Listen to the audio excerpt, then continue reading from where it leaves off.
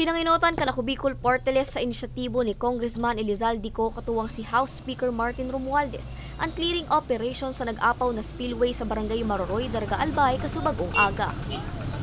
Ugma ang residenteng si Nanay Chodora na makakabalik na siya asinan sa iyang pamilya sa indang harong makalihis na tulong aldaw na pakikidago sa indang kaparyentes. Handal siya sa posibleng peligro kaini kaya mas pinili na nindang makidagos muna. Harni kaya ang spillway sa indang residensya.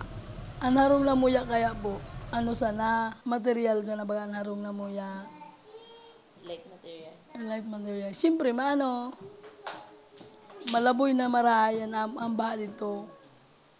Bata may mga linta pa duman. May halas. Linuwasan kami dito halas sa atop na muya. Naglalahaw kami, nagtuluyan kami. Istorya man kan taga-barangay Tagas Daraga na si Richard, nga ni mas mapadali ang paghali kan mga debris na winalat kan tubig bahadara kan Bagyong Christine, nagtabang na siya sa paglinig kan spillway. Boundary kaya kan Tagas asin Maroroy ang sa indang residensya. Aminado siyang doble ang sa iyang namati ang nakapagalan. Oo, mabadig di. Ang tubig kaya ali duman sa taas. Kaso ang problema, pag nababara ang imburnal, maba duman sa muya.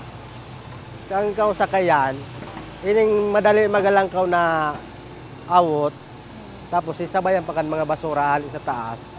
Kaya mababara talaga yan. Sigun kay Barangay Captain Toto Lubiano kan Barangay Maroroy, dakulang bagay ang inisyatibong ini kanako Bicol Porteles bakus sa nasa sa indang barangay kundi maging sa pagtaraid pang lugar. Ayun, naugma kami na mamatian mi ang pagtarabangan dyan sa tuyang mga dakulang tawo, lalong na ako Bicol na sa tuyang naagyan ko niyan na nagtatabang para alion itong mga nakasulat sa spillway, pigdiklag ninda, tanganing makasubside na sa tubig duman, asin mapabalik na naman so regular na pagdaloy ng tubig sa spillway.